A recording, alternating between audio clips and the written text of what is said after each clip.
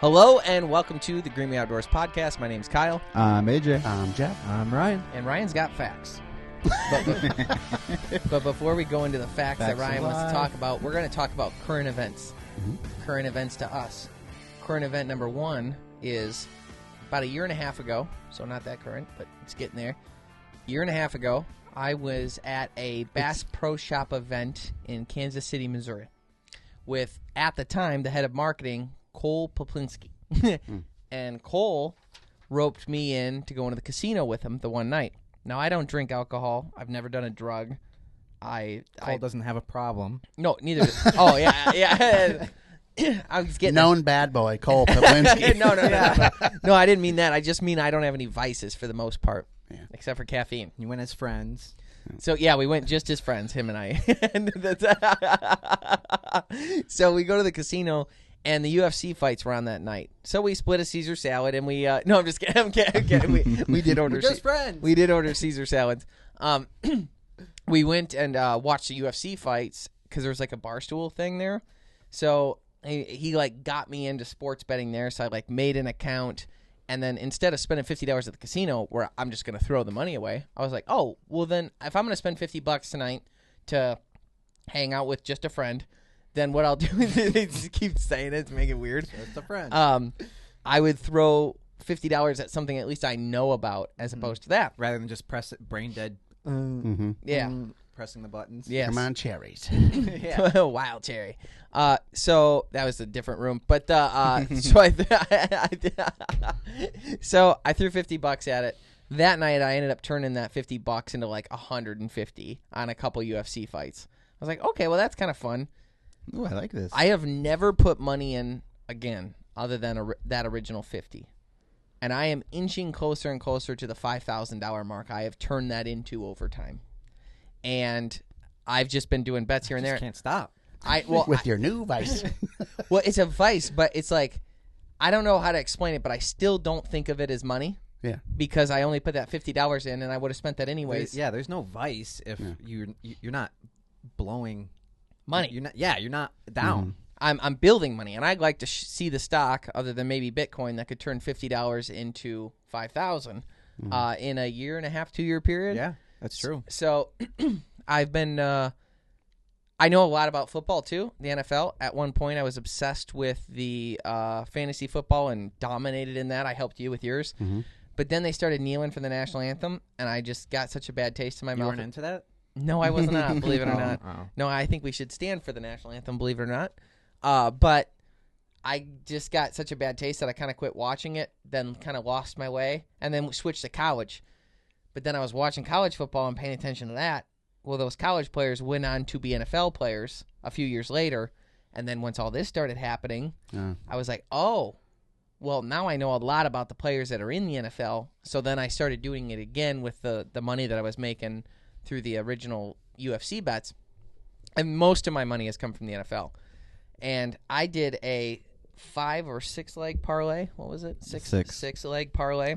For those that don't know, a parlay is where you bet on multiple things, and they all have to hit in order for you to win your total parlay. It's the funnest way to do it. If one of them doesn't hit, you lose. I want to know where the whole, when you bring up like you made a bet or you've done something, people get so, like they immediately think that you have a problem. And I wonder where that stigma originated, to where like, was there just a bunch of people collectively betting their mortgages and losing, and then I think so. Two words. Miami, cocaine. You do one line, people freak out. I know. And I'm kidding. You win the Super Bowl with the 80 Bears. I think it's an old-fashioned thing. It's got to be. Yeah. Where people like, get, you're betting? Like, even playing cards, like, back in the day, like a regular deck of cards, even if you're playing solitaire, was like, ooh, like you're playing cards. And I think it's just like one of those things. It's dying out, but it just used to be that way. Well, I think on TikTok, according to that, I'm completely normal. I'm one of the bros, as they say. But in what sense? Like the bros on TikTok are always doing Bitcoin and crypto and sports betting. He's like, I don't know if you guys have watched TikTok, but almost all of the videos are just about betting on stuff. They're just catering it to you. No. TikTok is a forum for gambling. Yeah. So the bet that I had this week was that the Chargers would win, the Texans would win, the Buccaneers would win, the Eagles, which was a heavy underdog, would win, Bills would win, Lions would win. So it got all the way to last night, which was Thursday Night Football, and it was the Lions taking on the Packers at home, but we had like most of our defense was hurt, and everyone, all the money in Vegas was getting real annoyed saying they're done. Yeah. What are they saying they're done about? Because all the injuries that people thought they would lose to the Packers for yeah. sure. Wow. Yeah. Okay. Even though they've still been winning, even though they've had the injuries, so it clearly hasn't made a big impact. They did have 2 players on the front defensive line that started Wednesday, that week or whatever. But anyhow, so it came down to the Lions and the buyout. I paid $65 for the bet of what I consider to be fake money still. And because I've made a pact with myself.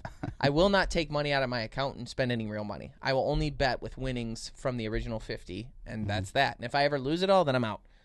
Doesn't seem like it's going that way. So I bet $65 on that bet. Famous last words. Of course. And then, see, you're the guy. Yep. Now you're it. You're the 80s Bears.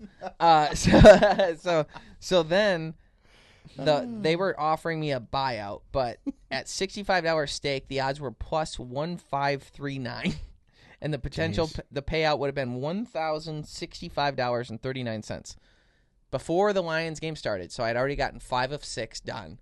They were offering me like $585 for a buyout. So I was back and forth between taking the guaranteed money at $600 or holding out for the $1,100. And the reason why I decided to hold out, number one, I surveyed everyone I know. AJ was the only person who said maybe consider the buyout because he was nervous about the injuries as well. I was. And no offense to everyone else, he's the only one who really pays attention to football that well. So for me to take advice, I took that seriously. And then our lawyer, Joe, who's an NFL agent, said maybe take the money. But what irritated me about it was that they were only offering me less than half, or about half. I'm like, you're not going to – I got 5 of 6 right. You should pay me 5/6 of the bet, especially considering the Lions were favored. You're going to pay me half? So that irritated me enough. That was like the straw that was like, okay, I'm sticking it out. Holy crap, was that an up and down game. We were winning, we were losing, we were winning, we were losing. We won with no time left on the clock, kicked a field goal to win it. Thank God. And this, I don't like the whole field goal thing because this year everyone misses field goals. Yes. Everyone misses PATs now. Yep. Nothing's a Well, guarantee. I think they were saying our kickers only missed 1 field goal. That was last week. Yeah, it was from like the 45-yard line or something. Batesy. Yeah, he also didn't have a job in the NFL. He was a bricklayer. A year and a half ago. But yeah, it's a. I really liked your text where you go, man, at the beginning, we're winning. You're like, the Packers look like the Lions from 3 years ago.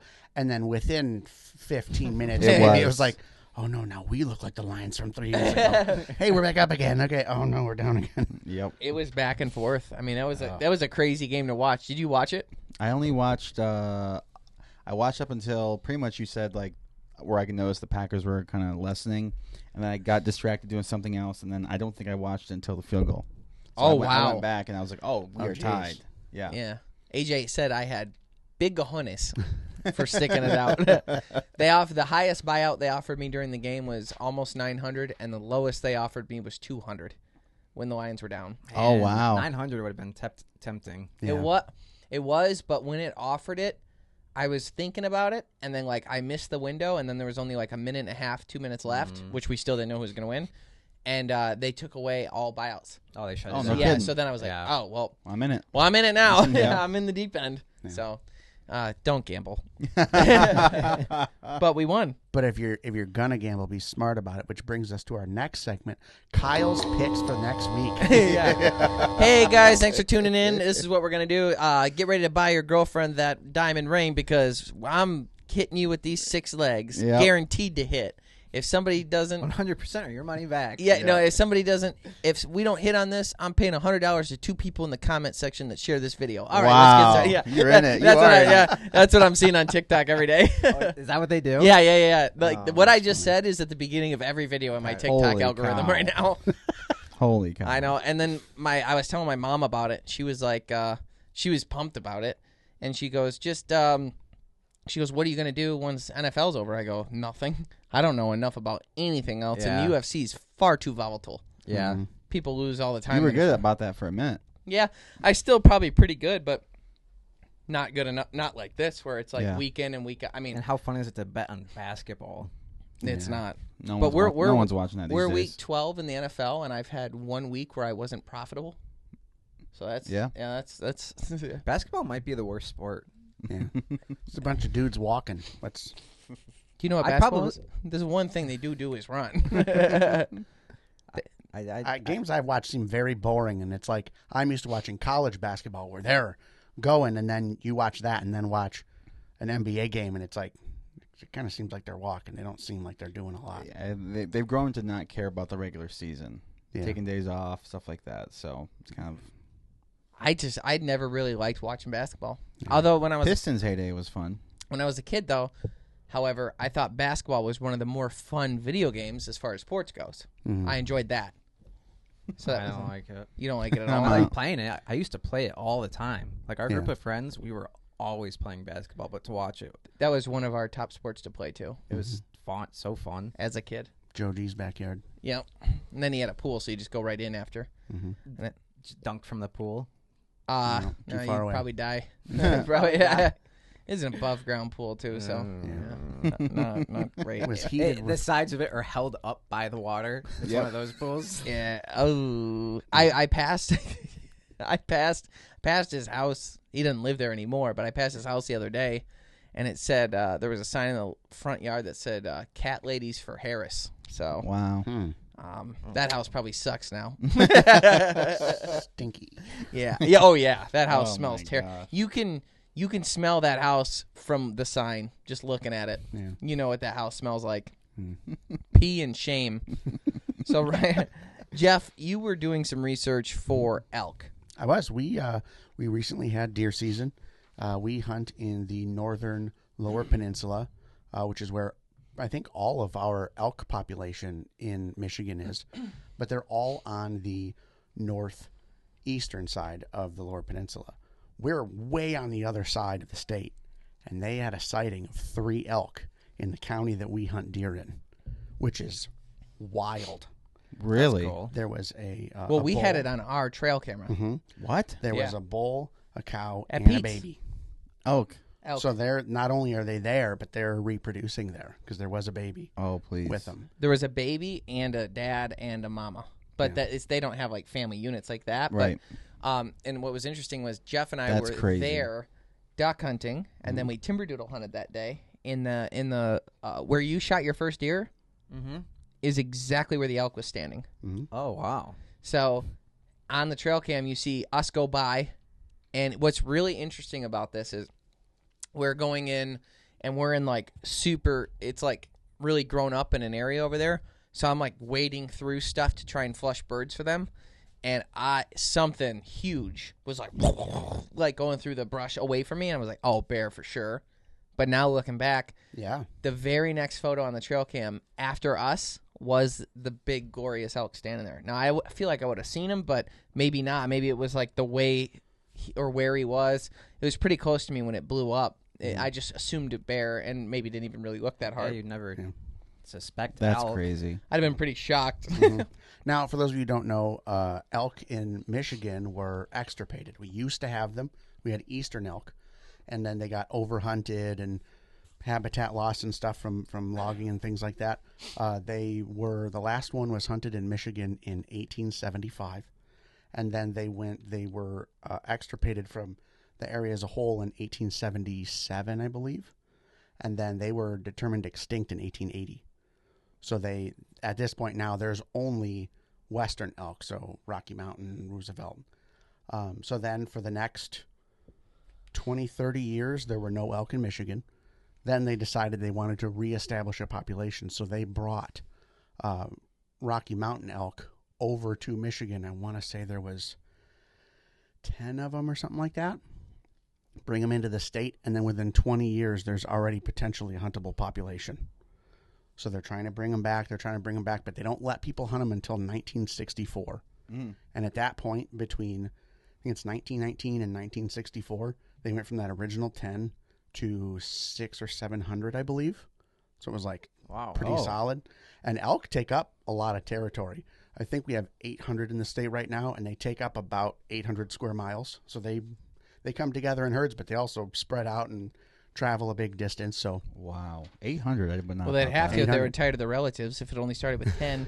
They think at one point it got up to, I want to say like 12 or 1,300 in the state, if I remember correctly. Depends on who you ask, of course. But so the eastern elk that went extinct, looking at this, I'm starting to try to figure out, okay, well, are there any of those anywhere?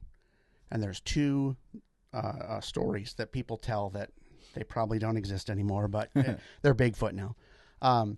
So they brought over some eastern elk from Minnesota to Maryland. A guy wanted to have them on his property.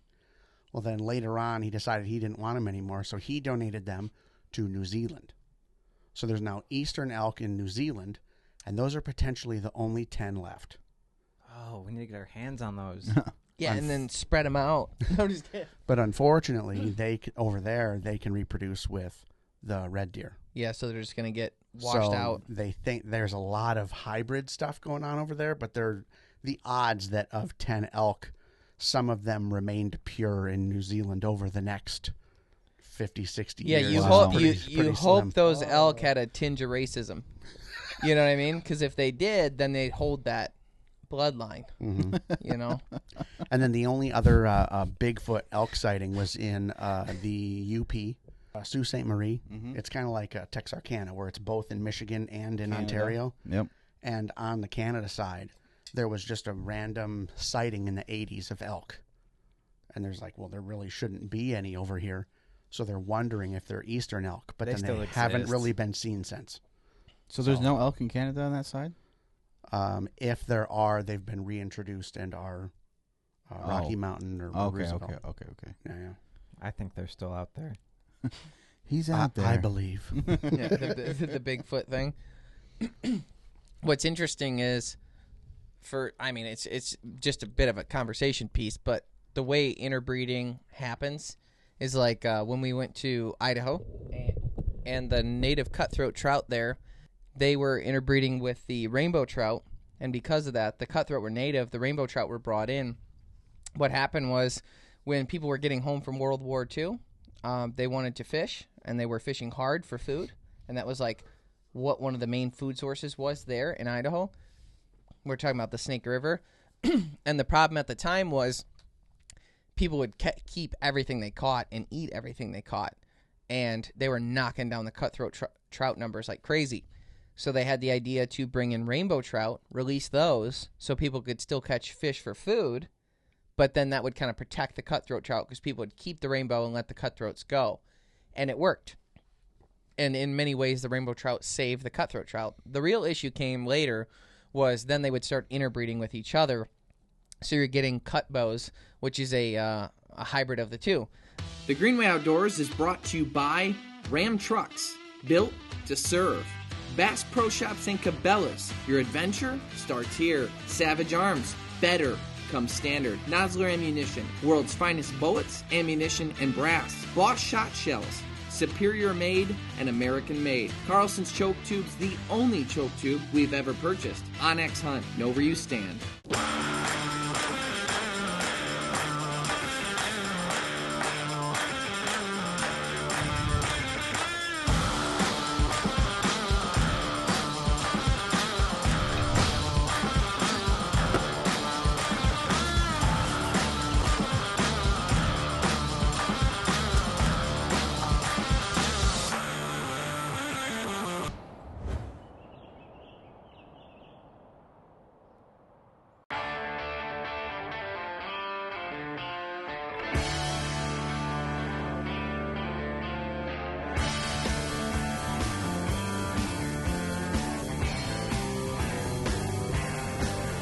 For every purpose, for every path, for every soul, for every season, there's a Ram.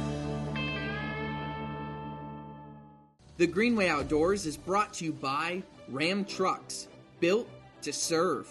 Bass Pro Shops and Cabela's. Your adventure starts here. Savage Arms, Nosler Ammunition, Bosch Shot Shells, Wilderness Athlete, fuel for the rugged, Tracker Boats, fish the finest, Eagle Fishing, designed for the savvy angler, Rufus Teague barbecues, snacks, and spices, Rectech Grills, it's more than a grill, it's a way of life, Sea-Doo, make your own waves, LEM Products, motivating people to hunt, process, and prepare their own food, Quiet Cat, the leader in electronic bikes for hunting, fishing, camping, and exploring.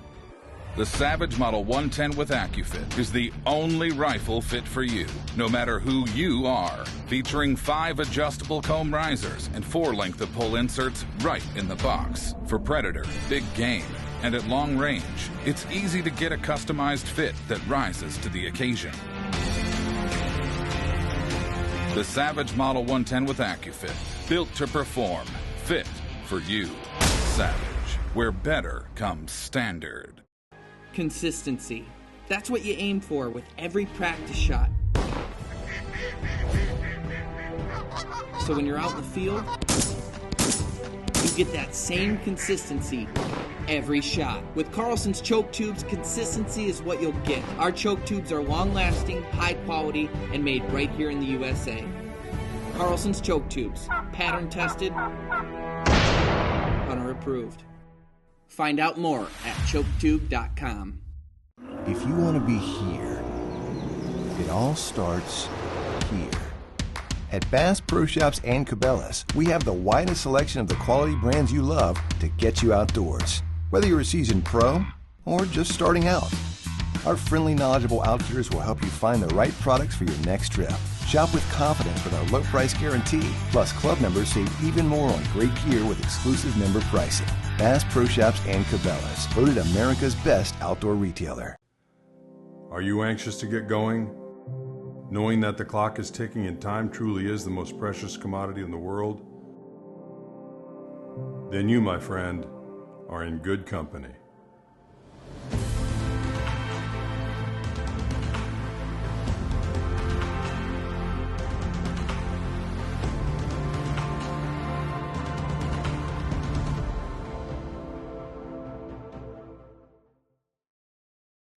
And the problem is the rainbow trout were a little bit more effective as far as reproducing. They're a little bit more tolerable of tougher conditions. They were better at reproducing. The guys were real flashy. The rainbow trout were flashy and got those cutthroat girls to, go to the party with them and whatnot. So they were interbreeding so much that, like, oh, geez, there's not that many regular cutthroat left that are actually native. So then the very fish that saved the cutthroat trout was now putting them in danger. This is fast forwarding to now. The other issue was, especially in the fly fishing community, I'm not sure why. I think it's personality traits most likely, but they stopped eating the fish. It was always about catch and release. That's and right. By only catch and release, you're releasing all the rainbow trouts and the cut bows back in, which is bad. So the cutthroat trout are just like, bro, we're getting outcompeted completely, and like, getting a purebred cutthroat is getting harder and harder.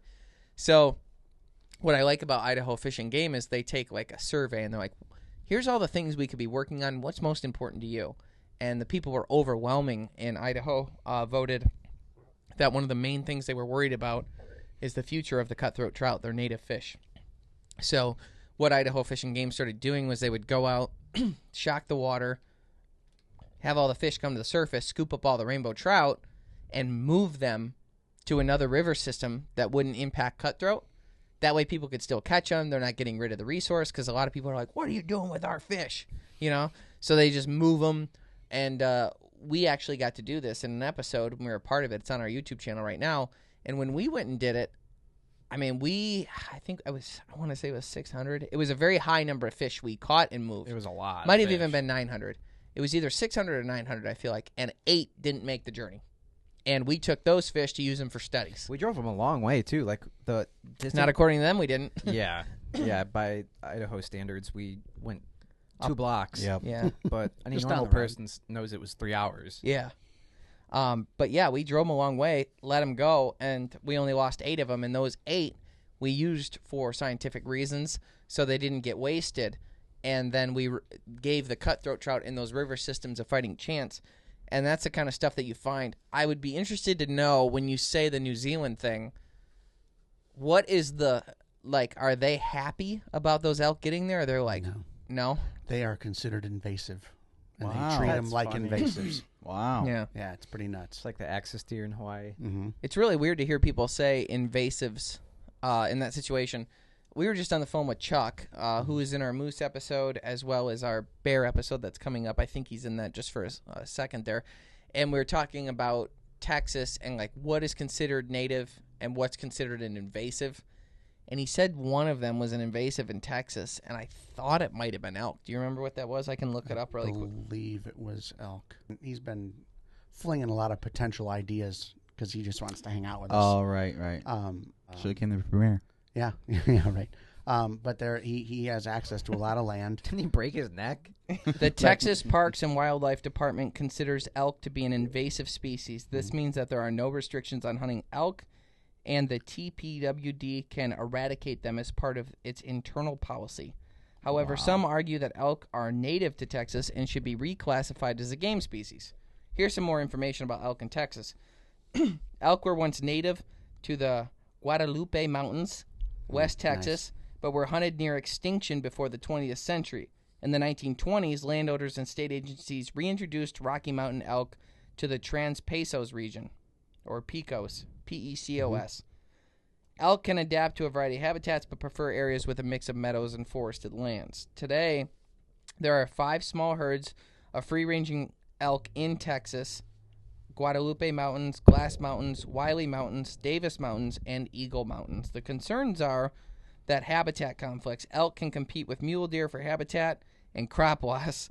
Always. Farmers in the panhandle are concerned about elk causing crop damage.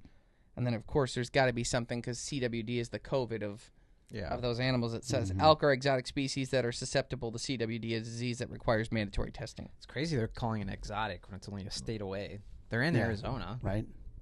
Yeah, what does exotic mean? I think they're using that term loosely on, like, when you think exotic, you're going to think it's on the other side of the ocean. But they're saying, like, locally exotic. Yeah. It'd be like you wouldn't find... They're not here, and we brought them here. Yeah. Even though they used to be here, but we don't talk about that. Yeah, that's honestly, they're actually wrong. Originating in or a characteristic of a distant foreign country. That's the definition of exotic. Well, where are elk from then? Here, there's native, or maybe they're wrong.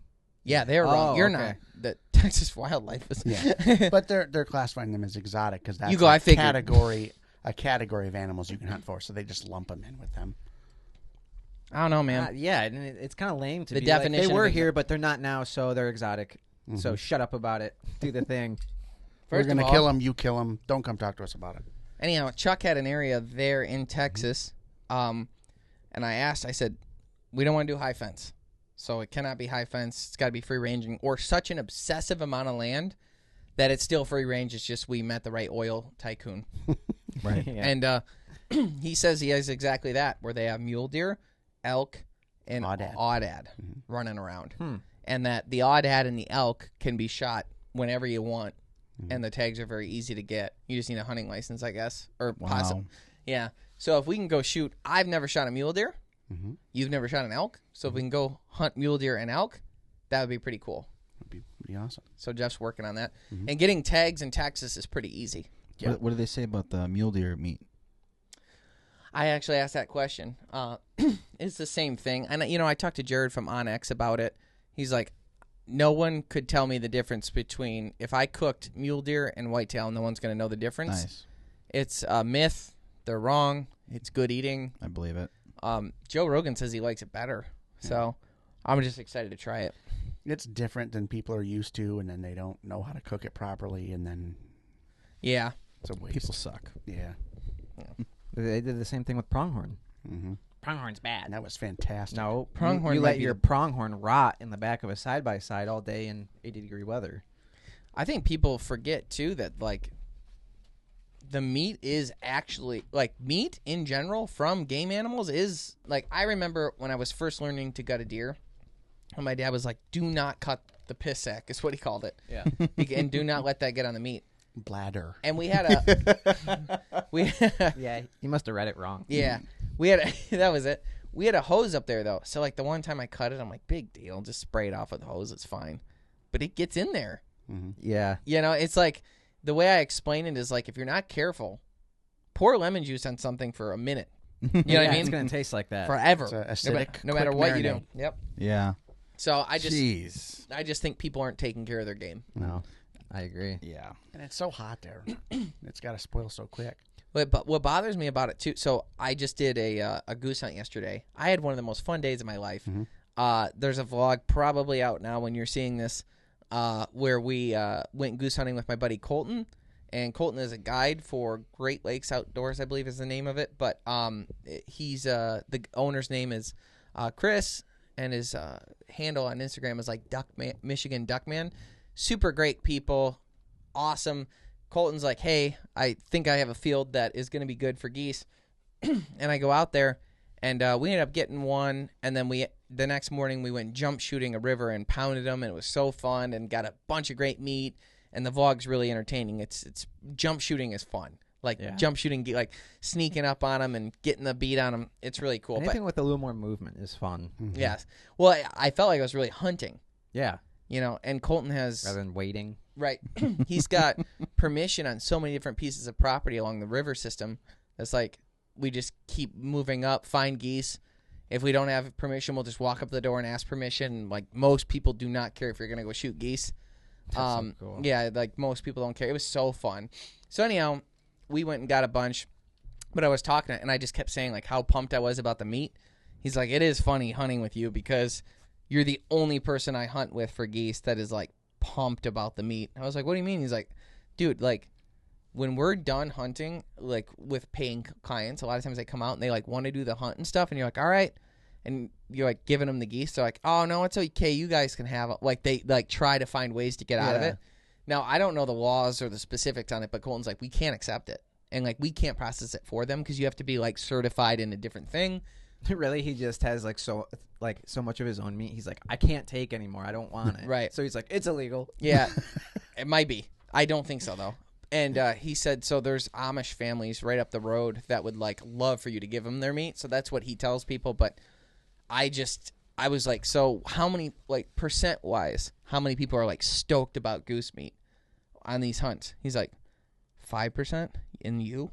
I'm like, I don't get that. Why go? I don't. Why do that? Well, that's what worries, worries me. It's people's bit with flying animals. Is it? It's people's bit with animals. I think waterfowl, yeah. I don't, yeah, but I see it with ducks. I've only seen it with ducks, but with this example, it's geese? another another thing. I don't know. That's not fun. I don't. Yeah.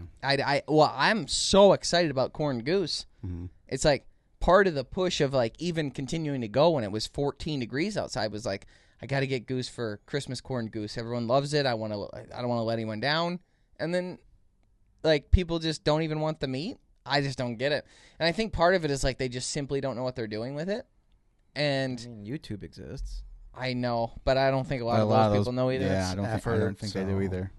I think That'd we've figured it out on our own journey, and we've shared it online a few times. But a lot of our experiences with us hunting have really exacerbated our education on how to cook stuff. Yeah, I would say we've gotten a lot better. I mean, like I tried the corned goose thing, and we were all like had no idea what to expect, and we all took a bite, and we're like, oh my gosh. I mean, I'd rather have a wasted recipe than a wasted animal entirely. Yeah, though. I agree with that. Yeah, you tried. It's just like loser behavior to be like, I don't want it. I just wanted to shoot him. What?